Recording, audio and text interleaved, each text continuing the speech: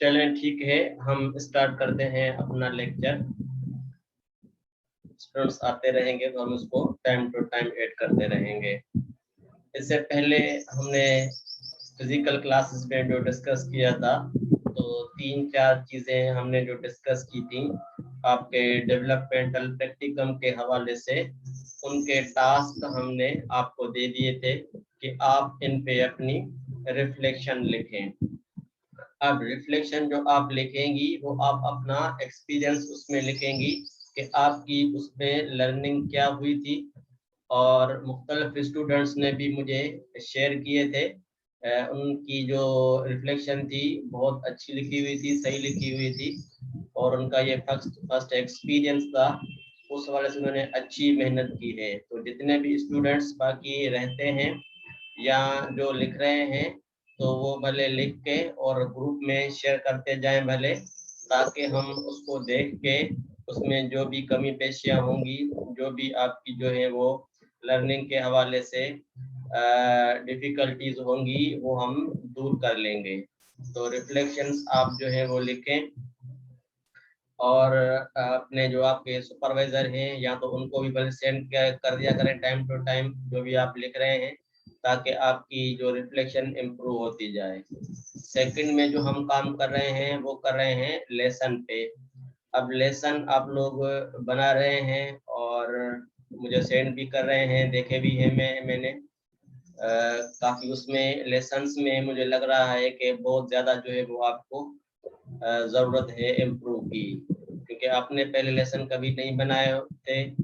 अभी हम इसको सीख भी रहे हैं बनाना और लेसन को पढ़ना।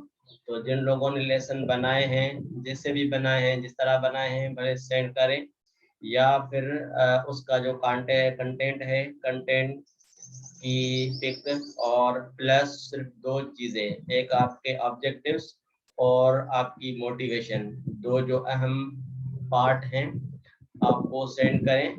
उसको भी हम चेक करते रहेंगे, क्योंकि अब ये जो नेक्स्ट पेज चल रहा है हमारा वो ऑनलाइन का चल रहा है, तो इसमें आपको ये एडवांटेज बहुत अच्छा मिलेगा इन चीज़ों को कवर करने के लिए। इंटरव्यू के हवाले से स्टूडेंट्स ने कुछ क्वेश्चंस पूछे थे, तो इंटरव्यू आप कंडक्ट करें। एक तो आपका होगा किसी भी स्टूडेंट से और एक आपका होगा किसी भी एक टीचर से, जो भी रिलेटिव आपको मिल रहा है आप उससे वो इंटरव्यू कंडक्ट करें। उसमें से आपको क्या एक्सपीरियंस आपको हासिल हो रहा है, फिर आप उसमें अपनी रिफ्लेक्शन लिखेंगी। अब ये चीज़ करने का मकसद ये है कि हमें क्या फ़ायदा होगा। तो आपको एक तो ये फ़ायदा होगा कि इंटरव्यू क्या है, किस तरह कंडक्ट किया जाता है, और इंटरव्यू के क्वेश्चंस कैसे लिखे जाते हैं, कैसे पूछे जाते हैं, ये आपको नया एक्सपीरियंस होगा। और इससे फिर हर किसी की इंडिविजुअली लर्निंग डिफरेंट होती है, हर कोई अपनी अपनी उसमें रिफ्लेक्शन लिखेगा, अपना अपना पॉइंट ऑफ व्यू लिखेगा, अपनी अपनी जो है वो अपना जो एक्सपीरियंस हासिल हुआ वो लिखेगा कि ये चीज़ करने के बाद मैं इस चीज़ के कैपेबल हो गई हूँ।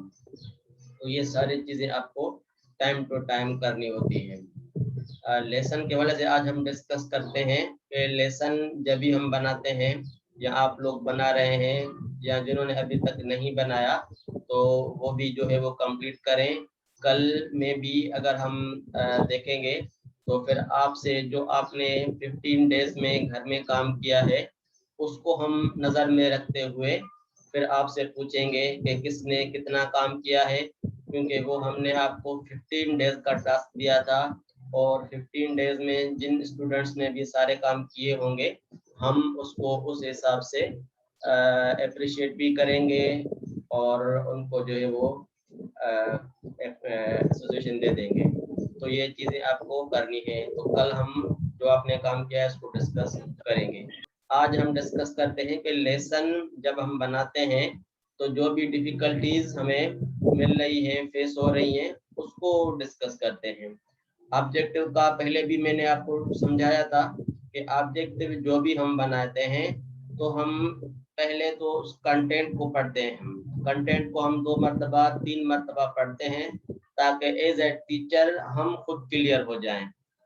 एज ए टीचर हम क्लियर हो जाएं कि वो टेक्स्ट हमें क्या कह रहा है, उस टेक्स्ट में कौन सी ऐसी चीज दी गई है, लिखी गई है, जो हमें बच्चों के जहन में डालनी है।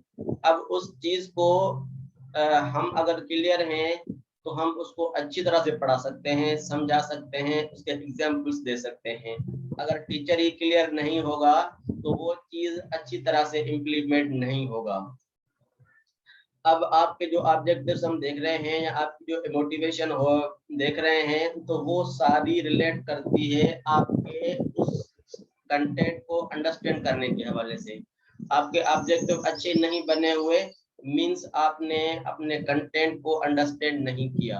आपकी मोटिवेशन अच्छी नहीं बनी हुई मींस आपने अपने कंटेंट को अंडरस्टैंड सही नहीं किया। आपका जो प्रोसीजर है, सीक्वेंस है, बेसिंग है, किस तरह से आप स्ट्रेटजीज यूज कर रहे हैं, तो वो भी सारी आपकी रिलेटेड है आपकी अंडरस्टैंडिंग से।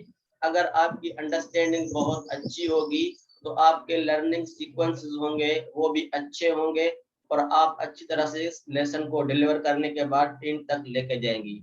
अगर आपकी कंटेंट की अंडरस्टैंडिंग बहुत अच्छी है तो आप अपने अच्छे ऑब्जेक्टिव बनाने के साथ, अच्छी मोटिवेशन बनाने के साथ, अपनी स्ट्रेटजीज लर्निंग सीक्वेंस अच्छे बनाने के साथ लास्ट में जो आप जो है आपकी जो असेसमेंट होगी वो ऑटोमेटिक आपकी जो असेसमेंट है वो बहुत अच्छी होगी।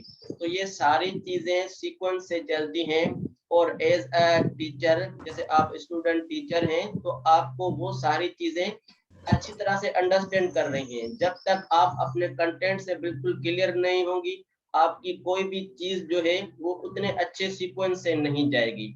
हम जब किसी भी कंटेंट को अंडरस्टैंड करते हैं, पढ़ते हैं, समझते हैं तो उसमें थोड़ा टाइम लगाते हैं, 3 मरतबा उसको रीड करते हैं, 4 मरतबा, 5 मरतबा, ताकि ओवरऑल किसी भी लेसन में जो भी मेन पॉइंट्स हैं, जो भी मेन ऑब्जेक्टिव्स हैं, जो मेन एम है उस टेक्स्ट के पीछे एज ए टीचर हमें वो अंडरस्टैंड करना है।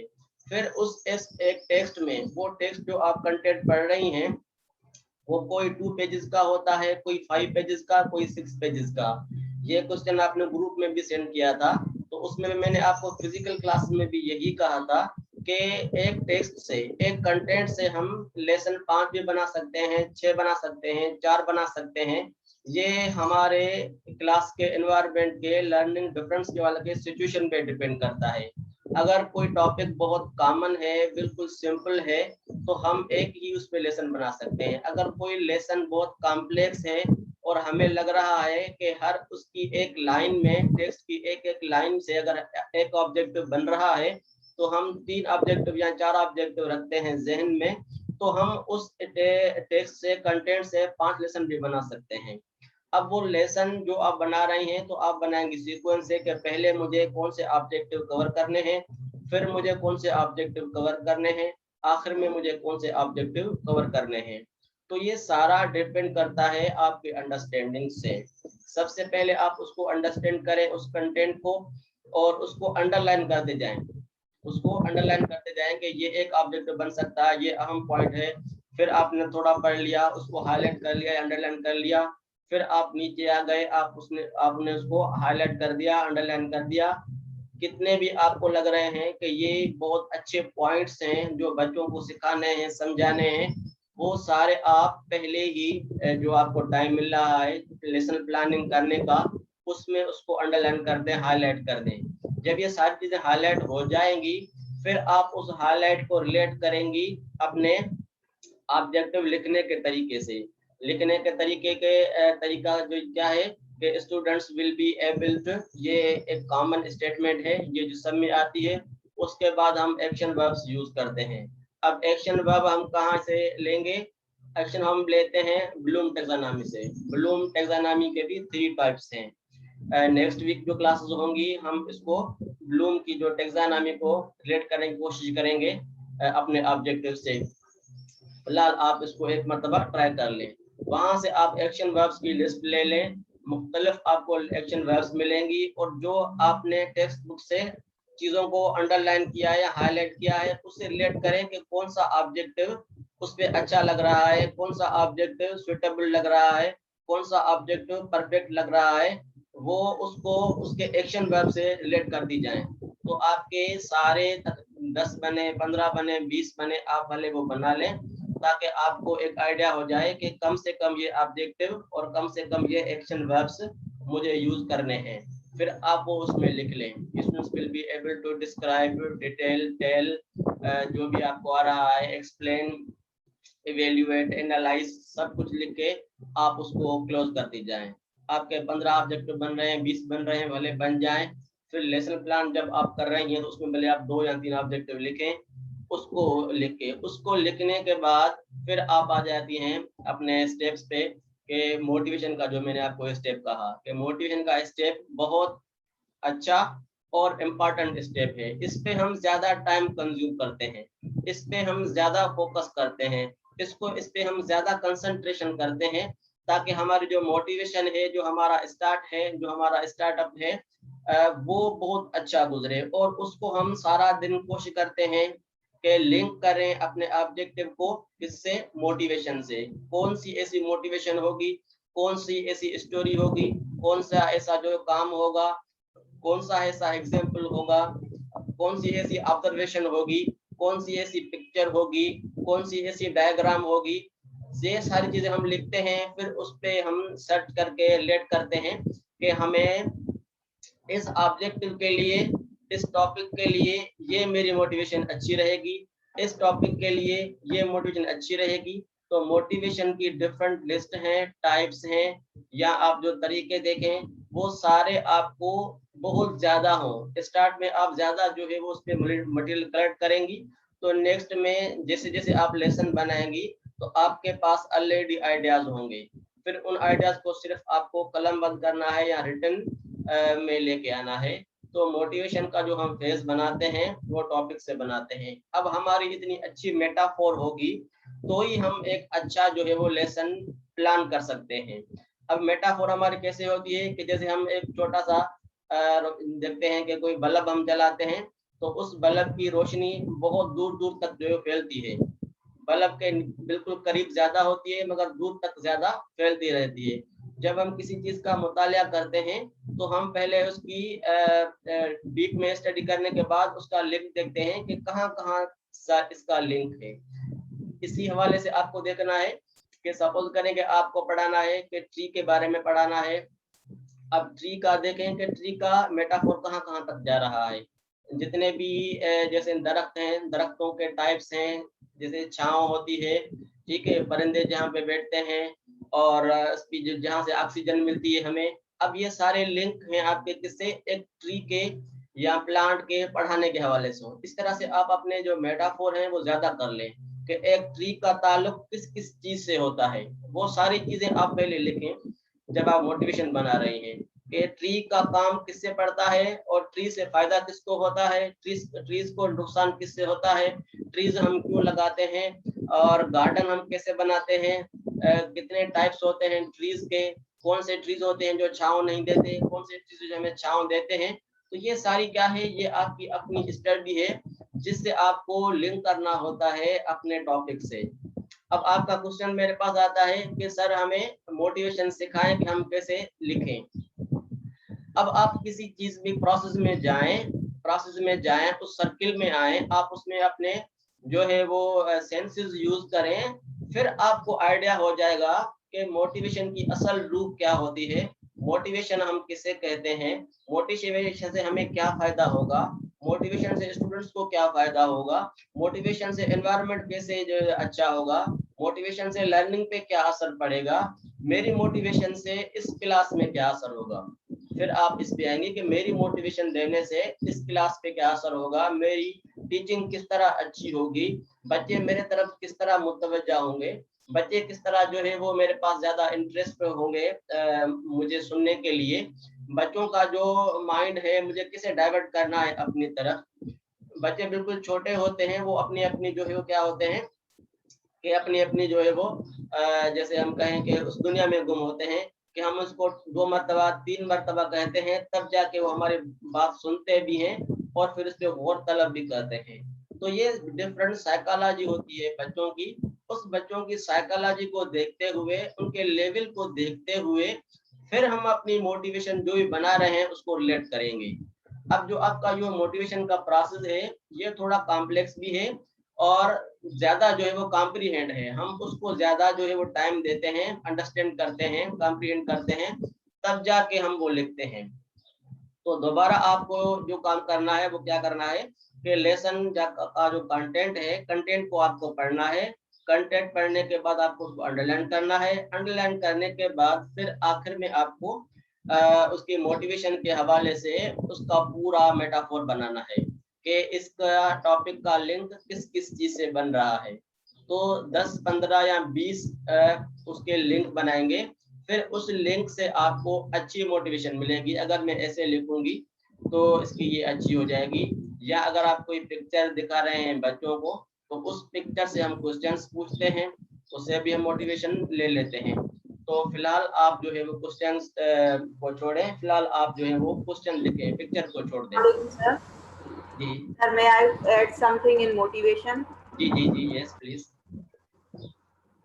स्टूडेंट्स, मोटिवेशन ये बिल्कुल इसी तरीके से ही है कि कोई भी आप लोगों ने टर्मिनोलॉजी सुनी होगी, आइस ब्रेकर। कि कोई भी चीज़ आप क्लास अगर किसी भी जगह पर जाते हैं, फॉर सपोज बहुत सिंपली आप एग्जांपल दें कि आप जब बाज़ार जाते हैं तो बाज़ार में आप देखेंगे कि जो कोई भी वहाँ के सेल्समैन होते हैं बहुत आवाज़ें दे दे देकर आपको अपनी तरफ अटेंशन आपकी ग्रैब कर रहे होते हैं। ऐसा वो क्यों कर रहे होते हैं? Anybody have the idea about that? Yes? सब क्या लॉग इन होकर सो गए हैं? I need responses. Students please.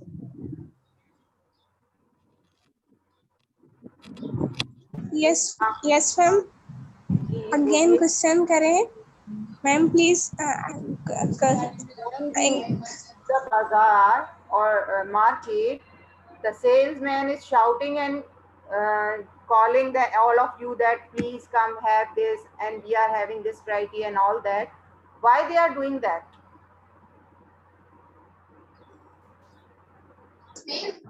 Ma'am, in order to sell these all the clothes in a rapidly way, so that's why they call us.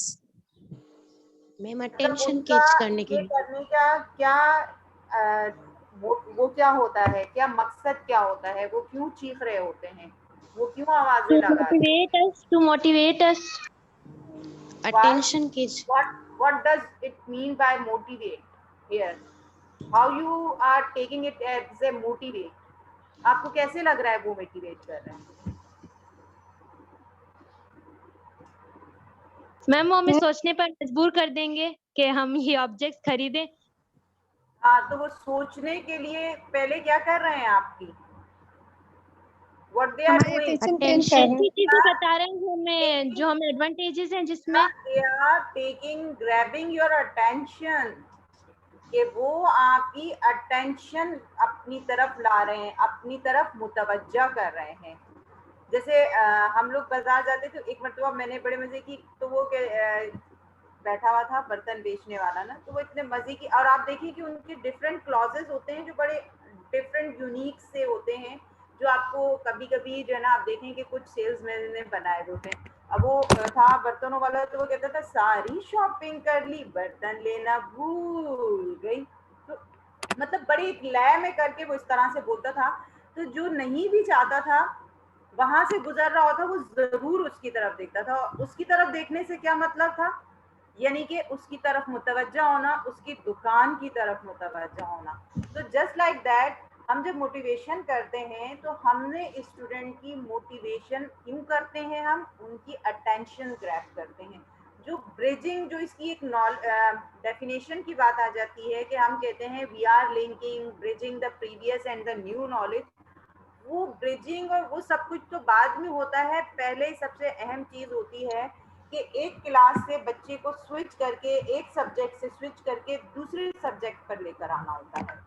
कैसे कि for suppose बच्चे ने इससे पहले जो मैथ्स की टीचर गई थी उन्होंने पढ़ाया था, तो बच्चे की टोटली अटेंशन वहीं डाइवर्ट हुई है, वहीं वो सोच रहा है, उसका माइंड वहीं डाइवर्ट है। वो ये सोच रहा है कि मैं किस तरीके से जो है वो इसको करूँगा कि कैसे मैं जो है अपनी उनके जहन को, उनकी सोच को, उनकी बातों को अपनी तरफ मुतवज्जा करूँगा। तो वो होता है मिस ने मैथ्स का काम दिया हुआ है, वो प्रॉब्लम हार्ड थी, वो मुश्किल थी या आसान थी, इस तरह की बातें उनके जहन में आ रही होती। और आप जा रहे हैं उर्दू, इंग्लिश, हिंदी, कुछ भी कोई भी और subject rather than the maths के अलावा कोई और, तो आप उसका माइंड अपने लिए उस मैथ से निकाल के दूसरे सब्जेक्ट पर जो आपका सब्जेक्ट है, just like you are a salesman, अपने आप को वहां ऐसा होता है कि आपने वहां अटेंशन ग्रैब करनी है, आपने ये सोचना है कि इन बच्चों को किस तरह के मैथ के हिसाब से, मैथ्स के जो पूरा उस वक्त का उनका पूरा बना हुआ है सराउंडिंग, उनकी माइंड, उनका थॉट पूरा उस तरफ डाइवर्ट हुआ है, अपनी तरफ कैसे लेकर आना है। तो ये मोटिवेशन जो होती है अपने सब्जेक्ट की तरफ आपको मुतवज्जा करने का सबसे अहम बेसिक टूल है। जैसे सर ने आपसे कहा कि मोटिवेशन सबसे इम्पोर्टेंट होती है और सबसे ज़्यादा हम टाइम वहाँ लगाते हैं, तो क्यों लगा रहे हैं? क्योंकि अगर आपने अटेंशन बच्चे की ग्रैब कर ली, वो आपको सुनने के लिए तैयार हो गया, तो जो बात आपने कहनी है वो अगर आपने उनकी अटेंशन नहीं ली, आप आधा घंटा भी लेते रहेंगे, उसका जहन वहीं लगा रहेगा। बहुत सी क्लासेस में शायद जब आप एज ए स्टूडेंट भी रहे हो, प्रैक्टिसेस रही हो और कभी टीचिंग की हो, तो ऐसा भी होता है कि जिन बच्चों का अगर काम रहा हुआ होता है या वो उस जो टीचर नया क्लास लेसन शुरू होता है, पीरियड शुरू होता है, वो उस तक मुतवज्जा नहीं हुए होते हैं, वो क्या कर रहे होते हैं, उसका काम कंप्लीट कर रहे होते हैं, उसकी कॉपियाँ जल्दी जल्दी भरने की कोशिश कर रहे होते हैं कि मैं उस टीचर की तरफ ही काम करूं, उसकी तरफ वो जल्दी से मेरा पूजा हो जाए। ये टीचर तो वैसे भी जितने में जो कहेगी मैं अपना काम कर दूंगा, because they are not giving you attention, they are not hearing you properly, they are in the class physically but not in mentally condition, कि वो दिमाग उनका कहीं और चल रहा होता है। तो मोटिवेशन इसलिए सबसे अहम चीज है। फिर इसके जो सेकंड पॉइंट आता है वो आ जाता है आपका उस प्रीवियस नॉलेज के साथ न्यू नॉलेज को ब्रिज करना। फर्स्ट जो सबसे अहम फर्स्ट है अटेंशन ग्रैब करना, और फिर आपकी प्रीवियस नॉलेज से न्यू नॉलेज की तरफ लेकर आना। उसमें से इस तरह से भी हो सकता है कि आपने अगर मोटिवेशन अगर डायरेक्टली टॉपिक की तरफ की कोई चीज़ ऐसी एक्टिविटी नहीं रखी जो हम आप लोगों को अभी कहेंगे भी और आपको सर ने शायद गाइड भी किया हो कि motivation always should be very strong and having the good material, good resource to grab the attention of the student। कि अगर आप सिर्फ क्वेश्चन आंसर रखें तो वो फिर क्वेश्चन आंसर इस तरह के हों कि उनकी मुतवज्जा करने, उनके दिमाग को झंझोड़ने वाले हों, हिला देने वाले हों, सोचने वाले हों। और अगर नहीं है आपके पास उस तरह का वो कंटेंट, तो आप कोई एक्टिविटी की तरफ जा सकते हैं। Never stuck on the single method of the motivation, we are having the different mode. अब जो बात आ रही है कि अगर कोई आप फॉर सपोज ऐसा टॉपिक पढ़ा रहे हैं जहां आपके पास ऐसा कोई इतनी रिलायबल क्वेश्चन आंसर नहीं बन के दे रहे, जैसे हमारे पास जो एब्स्ट्रैक्ट नाउन्स होते हैं जैसे ट्रुथ है, हैप्पीनेस है, इस तरह की चीज़ें हैं, तो वो आप क्वेश्चन आंसर करने के बजाय अगर आप वहाँ कोई मोरल स्टोरी सुना दें, कोई एक्टिविटी छोटी सी कर दें, कोई एक्ट प्ले हो जाए, कोई छोटा सा ड्रामा आप दिखा दें, कोई भी ऐसी चीज कर लें, तो फिर क्या होगा कि वो उसको उस एब्स्ट्रैक्ट चीज को, क्योंकि वो वहाँ फिजिकली आपके पास मौजूद नहीं है, आप उसको फील कर रहे हैं, वो आपकी इफेक्टिव जो अभी आपको सर ने कहा ब्लूम टैक्सोनॉमी के हिसाब से कि आपके इफेक्टिव डोमेन पर वर्किंग करती है। वो सारे एब्स्ट्रैक्ट नाउन जो हैं वो आपके जो है इफेक्टिव डोमेन के हिसाब से आते हैं, तो वो आप देख तो नहीं सक रहे ना। तो अगर आप वहाँ कोई एक्ट प्ले करवाते हैं या करते हैं या कोई उनको मोरल स्टोरी सुनाते हैं, दिखाते हैं, कोई भी ऐसी एक्टिविटी जो उनको फुली इन्वॉल्व करके और फिर आप उसको क्वेश्चन आंसर करें कि व्हाट इज दिस। कोई बच्चे बात कर रहे थे, ईमानदारी पर बात आ गई, वो ईमानदारी को उन्होंने बहुत अच्छे से किया और किया, तो अच्छा अगर आप होते तो आप क्या करते, किस तरह से करेंगे, फिर अगर आप करेंगे तो आप क्या कहलाएंगे। तो फिर वो क्वेश्चन जो है वो उनको ब्रिजिंग करने की होगी। लेकिन अगर आप यहाँ पर सिर्फ क्वेश्चन आंसर्स के साथ स्टक रहेंगे तो ये आपकी मोटिवेशन इतनी स्ट्रांग नहीं होगी। जैसे कि अभी आपको सर ने भी कहा कि बहुत अच्छी मोटिवेशन और सबसे अहम पार्ट है हमारे लेसन प्लान का। तो बेटा आप लोग जो है एक और चीज जो एक और है कि never make lesson plan with the single method of motivation, कि एक ही तरीके से मोटिवेशन नहीं बनानी। ये नहीं कि क्वेश्चन आंसर है तो सिर्फ क्वेश्चन आंसर है, या कोई मोरल स्टोरी उठा ली है तो नहीं। आप इवन कोई ऑब्जेक्ट दिखाकर भी जो है अपनी मोटिवेशन स्टार्ट कर सकते हैं। कोई पिक्चर है, कोई चार्ट है, कुछ भी ऐसी चीज है, कोई छोटी सी एक्टिविटी है, वो भी दिखाकर आप जो है मोटिवेशन अपनी कर सकते हैं। तो ये आपकी अपनी क्रिएटिविटी होती है कि आप उस टॉपिक को देखकर, और फिर वो सबसे अहम चीज कि आपके टॉपिक से रिलेट करती हो, और उस मोटिवेशन का आपके प्रोसीजर में कहीं ना कहीं इन्फ्लुएंस हो, कहीं ना कहीं पार्ट हो। वो मोटिवेशन ऐसा ना हो कि आपके प्रोसीजर से बिल्कुल ही हट के। ठीक है जी, ठीक है sir, you may continue sir. ठीक है, थैंक यू। तो ये हम डिस्कस कर रहे थे मोटिवेशन के हवाले से। मोटिवेशन जैसे आप जो है वो लेसन प्लान में इन होते जाएंगे, आपको ज्यादा कमांड होती जाएगी उस लेसन को अच्छा बनाने में। स्टार्ट जो आप ले रहे हैं तो वो आपका, जैसे मैडम ने कहा कि बहुत जो है वो डीप में हो और ज्यादा जो है आप उसमें अपना टाइम लगा दें। अब दो Sir, चीजें। Shivan, sorry to interrupt you. May I give you the example of motivation? If जी you जी जी। allow me. Beta, good day to all. Hope you all are very well and very fine. Motivation, अगर आप इस चीज़ को देखते हैं कि एक एडवर्टाइजमेंट होती है और उसमें कोई भी प्रोडक्ट लॉन्च होने से पहले वो आपको टीज करते हैं।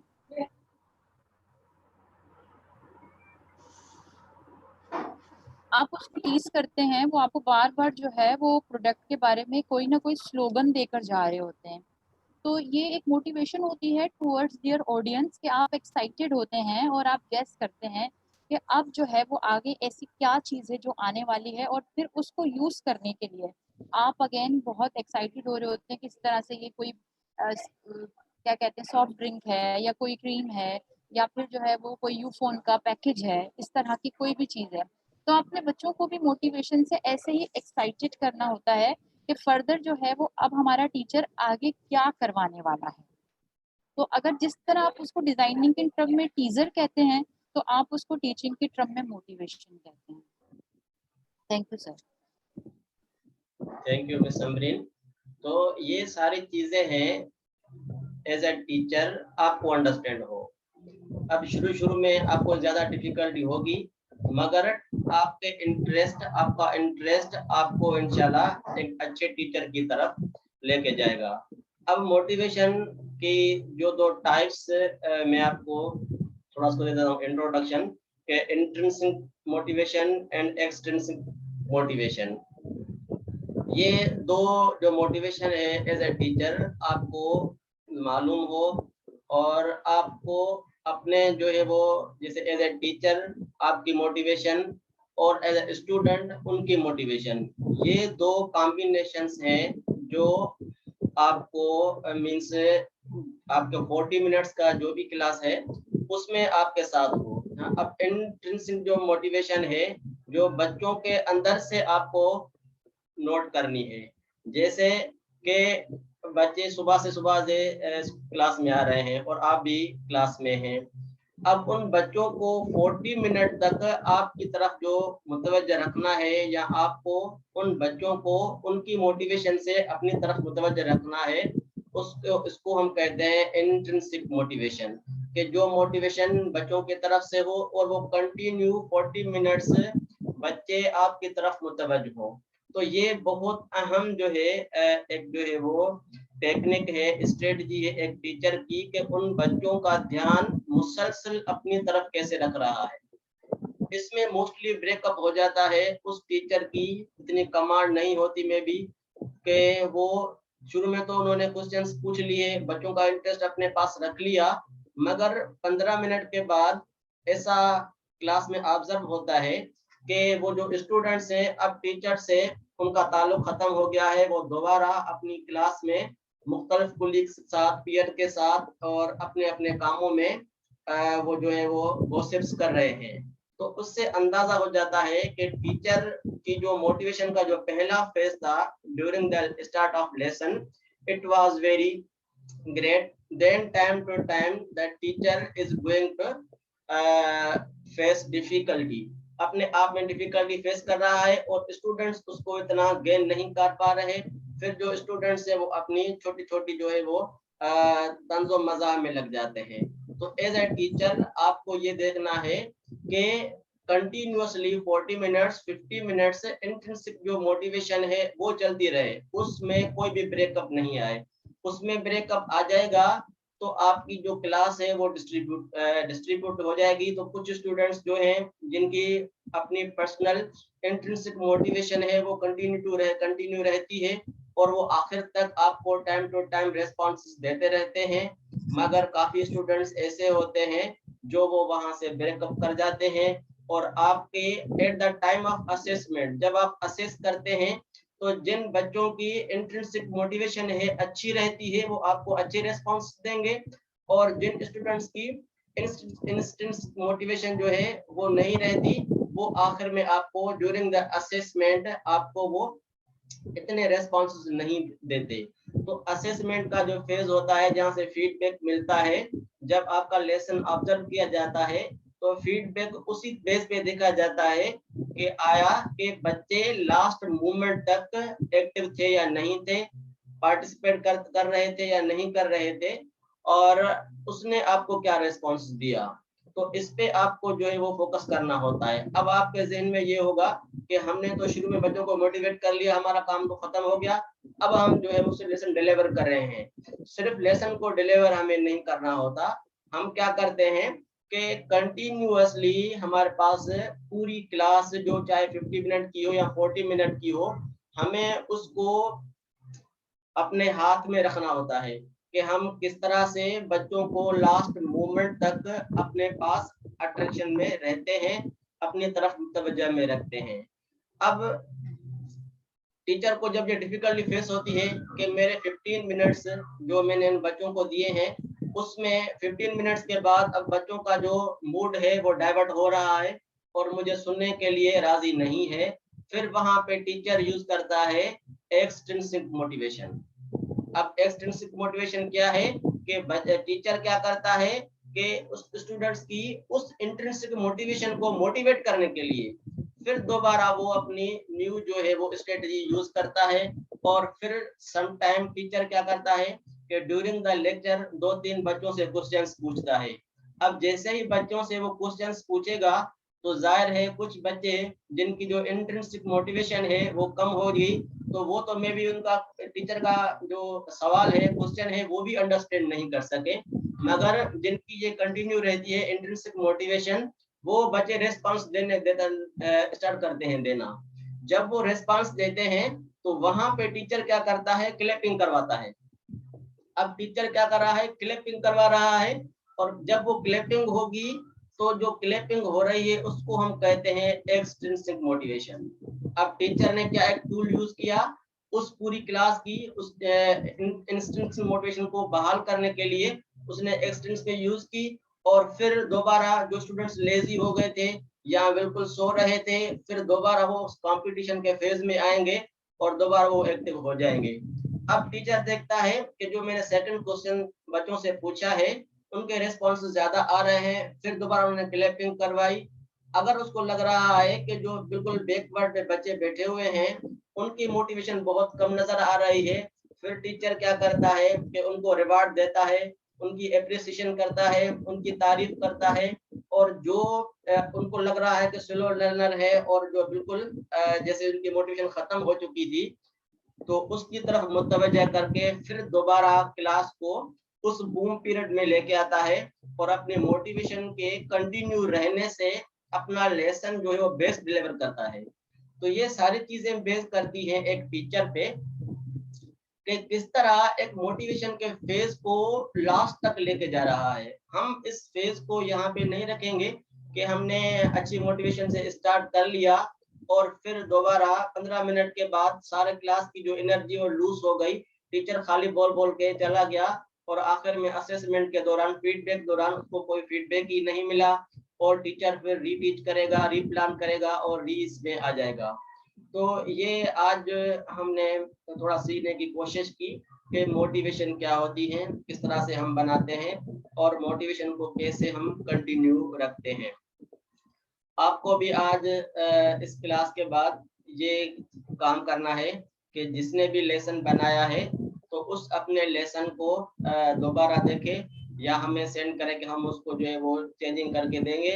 और जिन लोगों ने स्टूडेंट्स ने लेसन नहीं बनाया तो वो इस पे काम करें, कंटेंट को पढ़ें, कंटेंट को 2 से 3 से 4 मरतबा पढ़ें और उसके जो ऑब्जेक्टिव है उसको हाईलाइट करें। फिर वो अपने ऑब्जेक्टिव बनाएं, ऑब्जेक्टिव से रिलेटेड अपनी मोटिवेशन बनाएं और मोटिवेशन को जिस तरह से हमने अभी डिस्कस किया उन सारे पैरामीटर्स में उतार के फिर अपनी जो है वो स्ट्रेटजी बनाए, लर्निंग सीक्वेंस बनाए। भले अगर वो नहीं बनाए तो पहले फेज में वो अपने ऑब्जेक्टिव और मोटिवेशन बनाए, फिर हम उसको जो है वो कंटिन्यू करेंगे। अब आपका कोई अगर क्वेश्चन है तो भले पूछें, नहीं तो भले क्लास पे यहाँ पे हम पिन करते हैं। I have a question. जी जी, यस।